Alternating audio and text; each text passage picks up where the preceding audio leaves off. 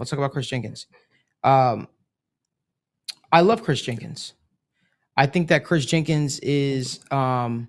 I think Kris Jenkins was a good pick for the Bengals, and the reason why I feel like Kris Jenkins was a good pick for the Cincinnati Bengals is because I feel like he did not get to play to his full potential at University of Michigan. I think a lot of the concerns people had about Aiden Hutchinson was, and I'm going to Aiden Hutchinson because I think I can make a connect. People had issues with Aiden Hutchinson saying, Aiden Hutchinson's a guy that was a great run stopper, right? But we haven't seen a lot of his ability to rush the passer necessarily.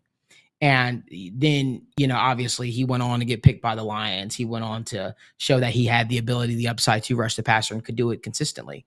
And I think this is a very similar thing here with a guy in Kris Jenkins. I think Kris Jenkins' best football is ahead of him. He comes from a football background. His dad was absolutely great, man. I think you got to feel very, very good about very good about the Kris Jenkins pick. I definitely think he has the run stopping ability, but I also think the pass rush ability. You see the pressure he does. He makes quarterbacks uncomfortable in the pocket. I love that pick, man. Yeah. And I love it because they didn't have to make any moves.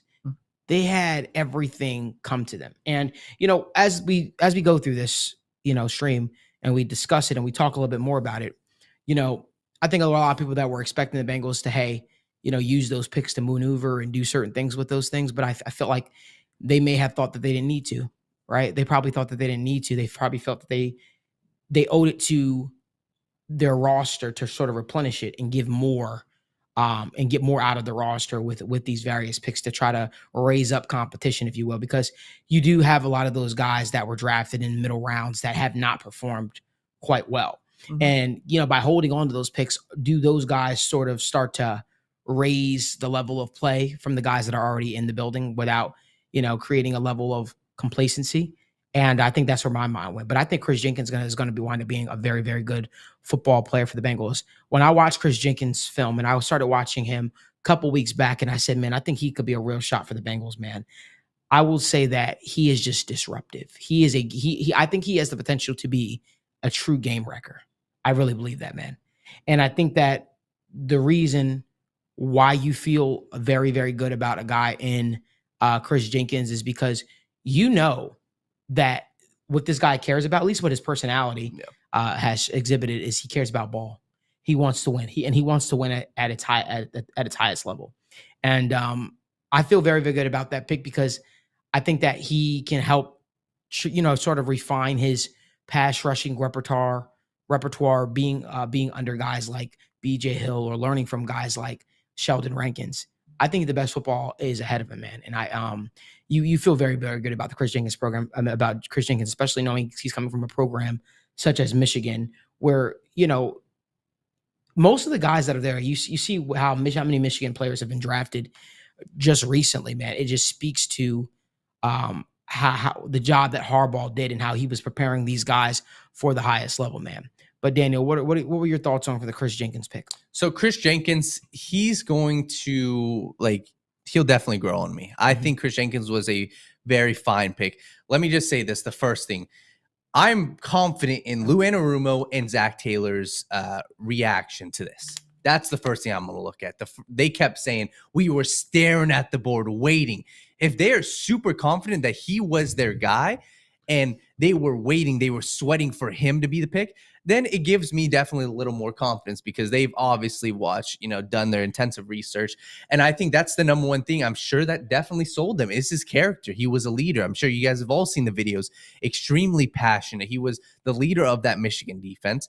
When I watched him, I think his floor is definitely what's selling me right now. His floor is a guy, he never got bullied, Malik. He never got bullied. And that's what's selling me, to be honest, is I'm not looking at a defensive tackle in 2 years and 3 years saying, oh, he was a bust because his college production was way better than what his NFL was. He was way stronger than the competition at college.